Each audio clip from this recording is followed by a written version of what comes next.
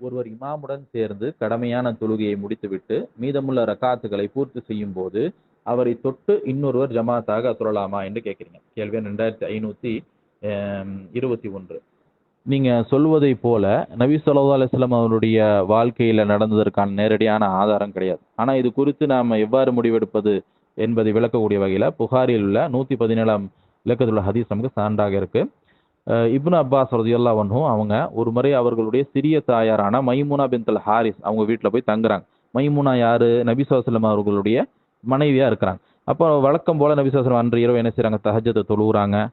எந்திரிச்சு அவங்க தொழுகிறாங்க, தனியா தொழுகிறாங்க.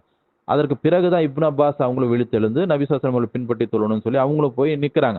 இடதுபுறமா போய் நிற்கிறாங்க. இப்போ நபி ஸல்லல்லாஹு அலைஹி வஸல்லம் என்ன செய்யறாங்கன்னா அவங்களுடைய காதை பிடித்து இழுத்து வலதுபுறமாக நிற்க வச்சு 2 பேர் சேர்ந்து என்ன செய்யறாங்கன்னா தொழுகிறாங்க என்ற செய்தி வந்துட்டு இதில் இடம்பெற்றிருக்கு. சாராம்சத்தை தான் சொல்றோம். அந்த ஹதீஸ் நீங்க வாசிச்சுக்கலாம். அப்போ நபி ஸல்லல்லாஹு அலைஹி வஸல்லம் அவர்கள் இந்த ஹதீஸ் நமக்கு என்னென்ன விளங்குதுனாக்கா, தனியாக தொழக்கூடிய எண்ணத்துடன் தான் போய் நிற்கிறாங்க. நான் இமாமத் செய்கிறேன் அப்படிங்கிற எண்ணம்லாம் கிடையாது. தனியா தொழுகிறாங்க. இப்னு அப்பாஸ் அவங்க வந்து தாமாக வந்து சேர்ந்துக்கிறாங்க. சேர்ந்த உடனே அவங்களை பிடிச்சி தள்ளி விட்டு நீ என்ன பின்பற்றி தொழக்கூடாதுங்கிற மாதிரி எல்லாம் செய்யல. அவங்களை இணைச்சுக்கிறாங்க. அப்ப அங்கீகரிச்சுக்கிறாங்க. அப்ப இதுல இருந்து என்ன விளங்குதுனாக்கா, தனியா ஒருத்தர் தொழுது கொண்டிருக்கும் பொழுது அவர் வந்து ஏற்கனவே இமாமத்து செய்யணும் அப்படிங்கிற எண்ணத்துடன் அவர் துவக்கி இருக்கணும் அப்படிங்கிற அவசியம் எல்லாம் கிடையாது.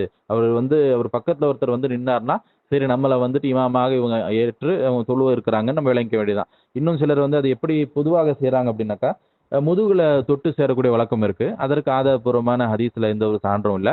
அருகாமையில போய் நின்று கொள்ள வேண்டியதுதான். இப்னு அப்பாஸ் அவங்க எப்படி செஞ்சாங்களோ அதே மாதிரி அருகாமையில போய் யார் வந்துட்டு தொழுதுட்டு இருக்காங்களோ அவர் பின்பற்றி தொழுன்னு நினைக்கிறோமோ அவர் அருகாமையில போய் வலதுபுறமாக நாம நின்று கொள்ள வேண்டியது. இமாமுக்கு அருகாமையிலேயே வலதுபுறமாக நின்று கொண்டோம் என்றால் நாம வந்துட்டு தாராளமாக அவரை இமாமாக ஆக்கி நாம தொழுதுக்கலாம். அதற்கு அடுத்து இன்னொருத்தர் வராரு அப்படின்னாக்கா பின்னாடி நகர்ந்து அவர் என்ன செஞ்சுக்கணும்னா அடுத்து வரக்கூடிய அந்த 2 பேர் அவங்க பின்னாடி இமாமுக்கு பின்னாடி அமைச்சுக்கணும் வரிசையை. இமாம் வந்து தனியாக முதல் சஃபல் நிற்கிற மாதிரி அவர் முன்னாடி நின்று கொள்ள வேண்டும். 2 பேருக்கு மத்தியில இடைவெளி ஏற்படுத்தி கொள்ளணும். அதுதான் வந்துட்டு நமக்கு தொழுகையினுடைய வரிசை விஷயமாக நமக்கு சொல்லித்தரப்பட்டிருக்கு. எனவே ஏற்கனவே ஒருத்தர் வந்துட்டு பரல தொழுகையில தொழுது கொண்டு அவருக்கு வந்துட்டு மிஸ் ஆன அந்த ரக்காத்தை தொழுது கொண்டிருப்பாரு. ஆனால் அவரை பின்பற்றி நாம் என்ன செய்யலாம்? நாம தொழலாம்.